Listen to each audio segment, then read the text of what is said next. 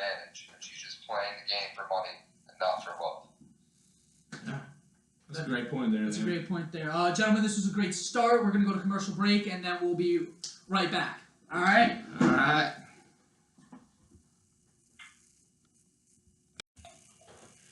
All right, welcome back from our first commercial break. Now, we are going to pick up with the treatment of women throughout Shakespeare's Taming the Shrew, and of course, the Spivaks' Kiss Me Kate. Now, in Taming of the Shrew, Petruchio is very abusive verbally, emotionally, and physically as well. Now, Petruchio goes on to describe Kate as a hog, where he's going to break her down and bend her to his will. He then goes on to, he doesn't let her eat, he doesn't let her sleep, and he gives her absolutely no peace. At her own wedding, he doesn't even let her wear what she wants, and he himself dresses like a clown, just to prove a point that he's better than her and that what she wants does not matter. At that point, they go back, they leave Padua and go back to Verona, and once back at his home, he makes a huge scene about the food that is being served, and he tells her it's not worth eating. He doesn't let her eat at all. He tells her that they'll starve before he lets her eat, I guess, burnt bad food. And at that point, she's so willing to eat, she goes, no, it's fine, there's nothing wrong with the food, I'll eat it, and he just keeps telling her no. At that point, she stops eating, she doesn't get any sleep, and he really just drills home the fact that she will not enjoy life until she does what he wants her to do. And overall, in a modern sense, what goes on today, in 2019, that would not fly at all. That is a huge red flag. Domestic violence is out of control at this point, and I really think that times have changed for the better since William Shakespeare wrote Taming of the Shrew back in 1590 to 1592. Liam, what do you think? How do you think the Spivaks took that concept and ran with it? Well, again, touching to what I said in, our first part of the show, the actions off stage from their characters pour on stage with the improv, and I think that's you see that especially with Fred Graham and Lily Vanessa. So I think once she realized the flowers that she got that she thought were for her from Fred were really for Lois after reading the note, she comes back on stage and tries to embarrass and upstage Fred. And, he says to her to not do this, to not, to go along with the play, what's supposed to happen. Otherwise, he's going to embarrass her in front of the entire audience that's there. And she thinks he's bluffing. And right as the curtains close, he bends her over his knee and spanks her in front of everyone. And, the audience doesn't realize, again, that this is improv. Because I think, it shows, again, the physical and mental abuse that Petruchio has on Catherine in the actual play. So the audience, knowing that, they don't realize any of the improv. So, but the viewers at home do. So I thought that was a really, interesting way to tie it in to continue, the mistreatment of women, of, on stage in the play, but also how it seems like Fred is playing two women. It seems like, at least to Lily, that he's playing her for a fool, trying to get his ex-wife back while he's still, pursuing Lois. It makes it seem like he's a ladies' man. And at the time, in the 50s, with women's empowerment coming up, that's a big part. Just as you said, 2019 is a different society. 1953 was a different society from when Shakespeare first wrote the play. So, Serdar, what do you think? What are your thoughts on this? You know what?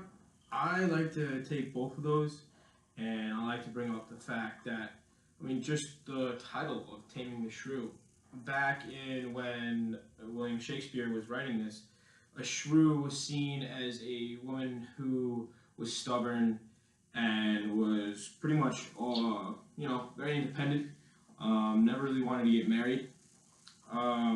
So the taming of the shrew would almost be like what happened in the play or in Kiss Me Kate, because both Kate and Lily were the shrews, because both of them were very stubborn, very independent, and Fred and Petruchio were the people who came in and tried to tame the shrew. And they were able to accomplish this because with the punishment and abuse, with the not letting Kate eat or spanking Lily on stage and embarrassing her. And I mean, I think that's, ties it all together, ties both of them together. Are going off of the fact that they were officially tamed by the end.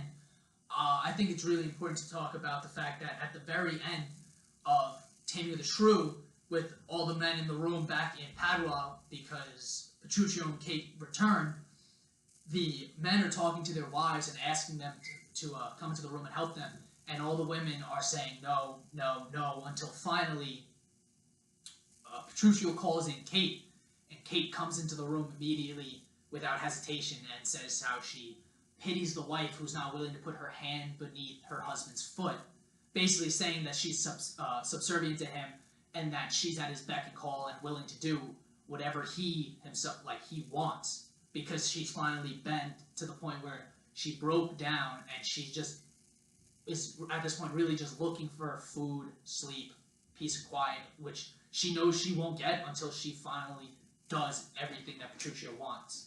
Liam, how do you think Lily shows this? I think in Kiss Me Kate, the ending really embodies the actual taming of the shrew. So, you had the gangsters keeping,